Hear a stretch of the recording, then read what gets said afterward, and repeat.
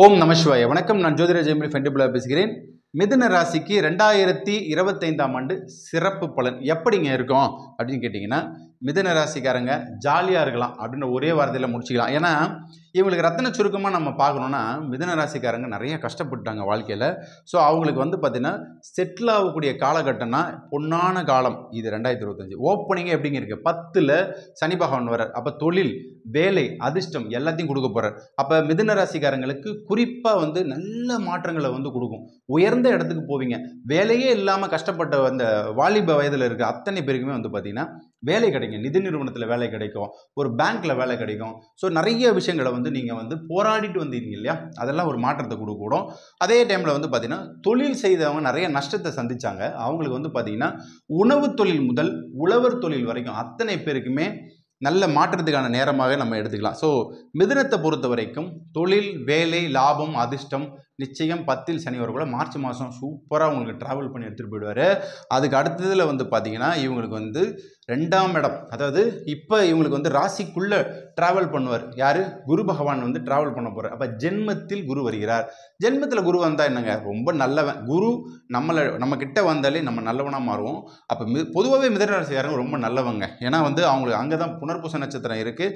So அந்த நட்சத்திரக்காரங்க எல்லாமே குருவுடைய ஆதிக்கம். அப்போ குரு அந்த ராசிக்குள்ளே ட்ராவல் ஆகக்குள்ள அவங்களுக்கு தேவைகளை பூர்த்தி செய்யக்கூடும். இப்போ இவங்களுக்கு தேவைகள் என்னங்க? காதல் விஷயங்களில் வெற்றிகள் வரக்கூடும், காதல் கை கூடக்கூடும். அதே டைமில் கல்யாணத்தில் கலாட்டாவாக இருந்துச்சு இல்லையா, கல்யாணம் முதல் கல்யாணம் வந்து பாதிப்படைஞ்சவங்களுக்கு 2வது கல்யாணம் கண்டிப்பாக நடக்கும்.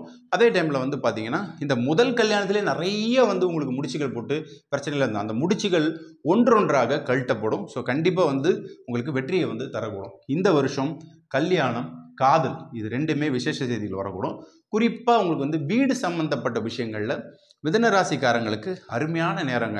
எப்படி அப்படின்னு பார்க்கல, 3ஆம் இடத்துல கேது வரார். முயற்சி தன் மெய்வருத்து கூலி தரும். அப்போ மிதுன ராசிக்காரங்களுக்கு வீடு சம்மந்தப்பட்டதில் இந்த பேங்க்கு, லோனு, ப்ராப்பர்ட்டிஸ், அசட்ஸ் கண்டிப்பாக கேது கொடுப்பார். கேது 3ஆம் இடத்துல வரக்குள்ள தேவதைகள் வசியமாகும். அப்போ வந்து இறைவனுடைய அனுகூலம் கிடைக்கும். 9ல் ராகு வரக்குள்ள உங்கள் பாக்கியஸ்தானத்தை கொடுப்பார். அப்போ இந்த வருஷம் 4 கிரகமே சிறந்த பலனை கொடுக்கூடும். குழந்தை பாக்கியத்துக்காக காத்து கொண்டு இருக்கவங்களுக்கு குழந்தை நிச்சயமாக வரும். தாமதமானவங்களுக்கு கல்யாணம் நடந்து 5 வருஷம் ஆச்சு, 10 வருஷம் ஆச்சு, குழந்தை இல்லைன்னு சொன்னவங்களுக்கு குழந்தை வந்து உண்டுங்க. அதே டைமில் உங்களுக்கு வெளிநாடு சம்மந்தப்பட்டதில் மிதுன ராசிக்காரங்க அதிகமாக வந்து ஃபாரின் ட்ராவல், டூரிசம் போகிறது, அதே டைமில் ரொம்ப ஹாப்பியாக இருக்கிறது, அங்கே போய் சம்பாதிக்கிறது, நல்ல திடீர் அதிர்ஷ்டத்தையும் இந்த 4 கிரகங்கள் தரப்போகுது. அதில் ராகு முக்கிய பங்கு வகிப்பார். ஸோ இந்த வருஷம் வந்து பார்த்தீங்கன்னா நீங்கள் நினைத்தது கைகூடும். மிதுனம் 100% 100% இவங்க சூப்பராக இருக்க போகிறாங்க. ஸோ மிதுன ராசிக்காரங்க வழிபடக்கூடிய தெய்வம் என்ன அப்படின்னு பார்த்தீங்கன்னா பெருமாள் வழிபாடே பண்ணுங்கள். சிம்பிளாக வந்து பார்த்தீங்கன்னா மலை மேலே உள்ள பெருமாள் வழிபாடு, சயன கோலத்தில் இருக்கிற பெருமாள் வழிபாடு 2 வழிபாடு பண்ணுங்கள். ஸ்ரீராம ஜெயராம ஜெய் ஜெயராம இந்த மந்திரத்தை சொல்லிட்டு வாங்க. 2025ஆம் ஆண்டு உங்களுக்கான ஆண்டாக இருக்கும். எல்லாம் உள்ள இறைவன் எல்லாத்தையும் கொடுப்பார். நன்றி, வணக்கம்.